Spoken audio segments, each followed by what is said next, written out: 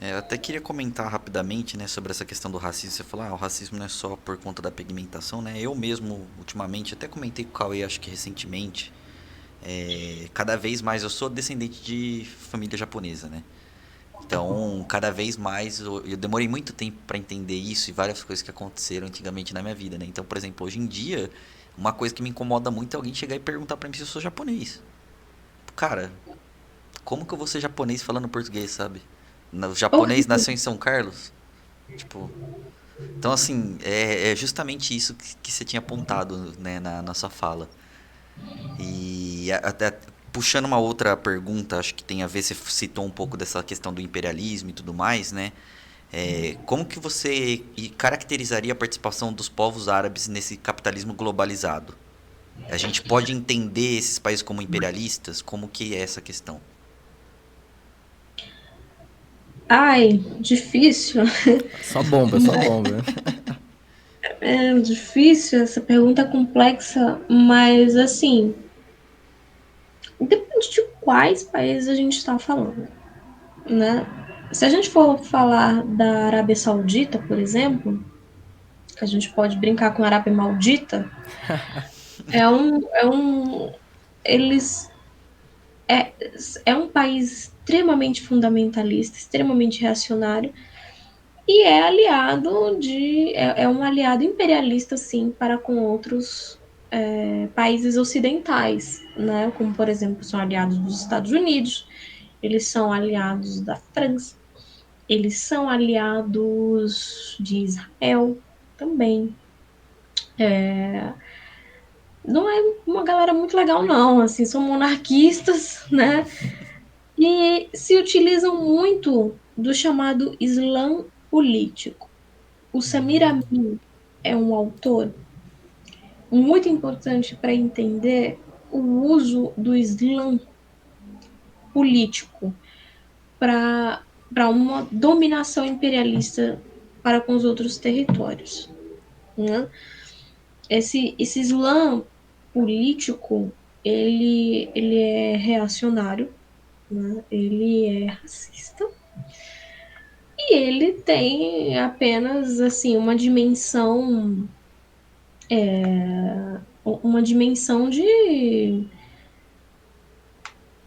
de ave de rapina mesmo, de capitalismo ali nesses territórios, né? Você pode observar a atuação dos caras aí em países como o Líbano, por exemplo, a destruição e tudo mais. Então, assim, antes, ali na época do Nasser, né, o grande líder egípcio, se tinha muito ali a tendência do pan-arabismo, que era no mais a união dos países árabes, né, fazer uma puta coalizão árabe em resposta às ofensivas ocidentais. E já tinha muitos problemas, mas hoje em dia, Esquece. muitos dos países, o Egito, por exemplo, meu Deus do céu, o Egito é um exemplo de um país que tem uma cooptação muito grande com Israel, por exemplo, né, enorme, e utilizam do Islã político para isso. São fundamentalistas e utilizam, né, desse tipo de mentalidade para apertar as mãozinhas ali com o pior do pior para manter o seu muito bem, obrigado. Então tá meio caótico ali o negócio ainda. Então existem muita cooperação, sim. Não se pode romantizar também. Não se pode. Isso também faz parte do orientalismo, de achar que só por ser árabe, por ser um país árabe, que ele é, sabe, resistência. Eles estão ali, um negócio ali não tá legal também, não. Você falou sobre fundamentalismo também, acho que isso perpassa toda a discussão sobre os povos árabes e tudo mais, né? E é sabido que o fundamentalismo islâmico tem problemas com os Estados Unidos, né? Mas ele tem problemas com o capitalismo também. Não, porque assim, se a gente for falar, eu nunca toquei muito nesse assunto de terrorismo em alguma discussão ou alguma coisa nesse sentido, mas eles possam. Eu acho que eu entendi melhor agora a sua pergunta. Eu acho que os fundamentalistas islâmicos, né, eles têm sim um problema com o liberalismo ocidental. Eles têm um problema muito grande, mas não significa de forma alguma nenhum, como é que eu posso dizer? Não existe um resquício de progressismo Hum, nesse capitalismo, nesse mercado exacerbado, nessa, nessa cultura muito aberta que o Ocidente possa propagandear. Então eles têm muitos problemas com isso, sim. É bem, é bem complexo, né? Porque Contraditório em certo ponto também. é contraditório em certo ponto. É contraditório. Porque na Europa, por exemplo, existe uma cruzada também muito grande antiterrorismo. Né? Na França, um exemplo enorme disso, né? De que eles têm essa cruzada anti-árabe, uma cruzada anti-árabe, uma cruzada anti-terrorismo, uma cruzada anti-islã, é uma cruzada muito perpetuada, né? Então, assim, por exemplo, por que essa reação acontece? Por quê? Todos os aspectos da nossa cultura, todos, tá. projetam os árabes como um perigo constante. Isso não acontece só na Europa ou nos Estados Unidos, isso acontece aqui também. Os árabes eles são projetados como um perigo constante, né?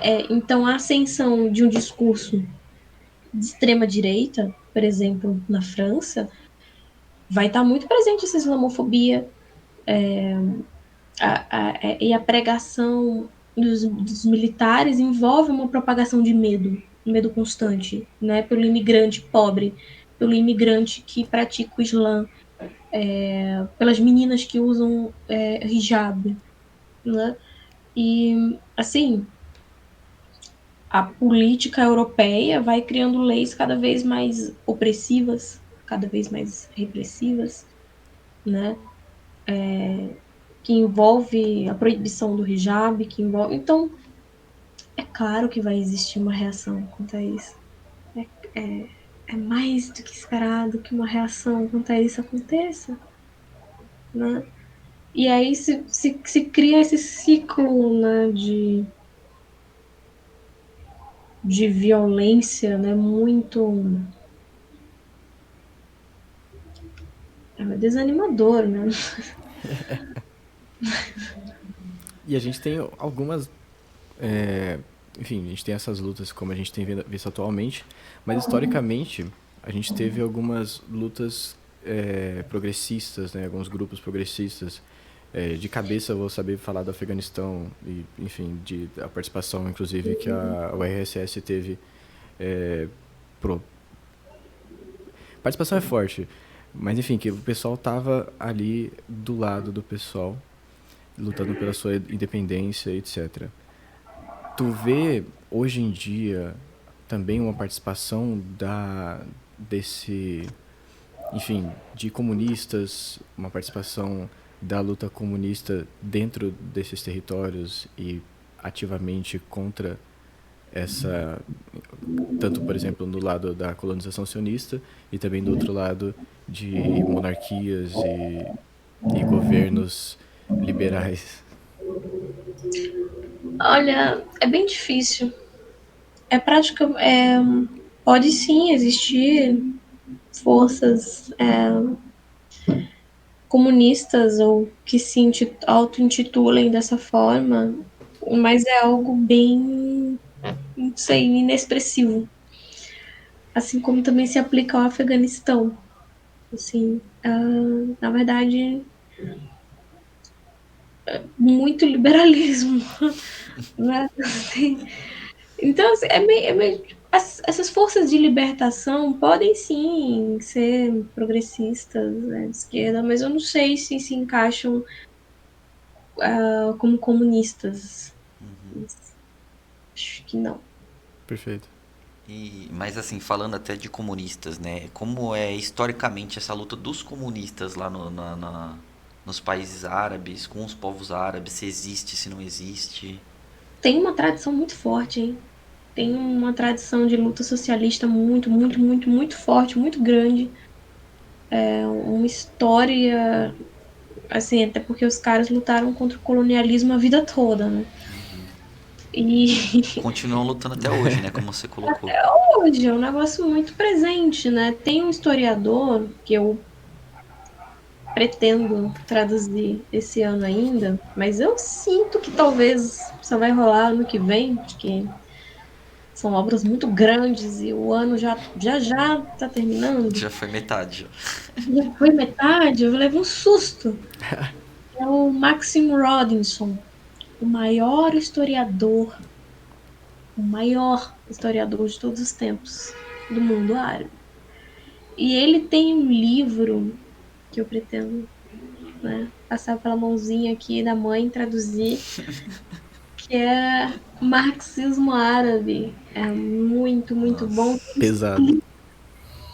Cara, ele é fantástico explicando de como que essa tradição socialista foi moldando tradições de luta pelo mundo todo, de libertação, sabe? A gente muitas vezes só chega aqui conhecimento de primavera árabe, que nem foi nem primavera, nem árabe. Exato. Que Essas coisas que a gente aprende na escola é brincadeira, velho. Não, É é brincadeira. melhor nem ir pra escola. Opa, bicho. Enfim, ele foi um grande historiador revolucionário, né? Ele era um comunista, né? Ele vai mostrando de como um legado anticolonial ainda é muito presente, apesar de todas as contradições, assim, né? Ele, acho que ele foi militante do Partido Comunista Francês, eu acho. Eu posso estar enganada, mas eu acho que ele foi membro do PCF, sim. E, assim, quando ele produziu também Islã e Capitalismo, foi um grande clássico dos anos 60. Ele também vai dissecando sobre como que esse Islã político ele foi nascendo, de como que ele foi sendo uma ideologia nociva, não por ser religiosa, e sim por ser reacionária.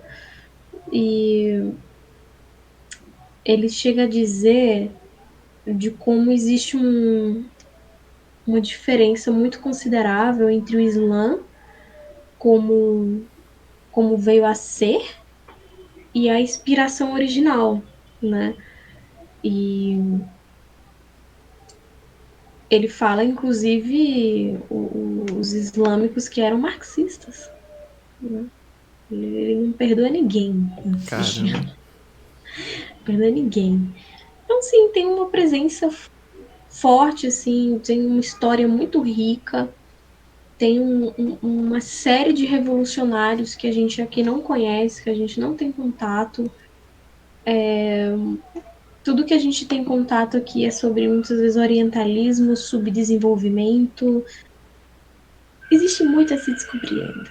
Existe muito a se descobrir. E pelas tuas mãos aí, ó. A gente Mas espera. não, Dois mil. vai ter lançamento do livro do Ghassan Kanafani, pela Palavra. Olha, muito bom. Já Era fica em aí. verão.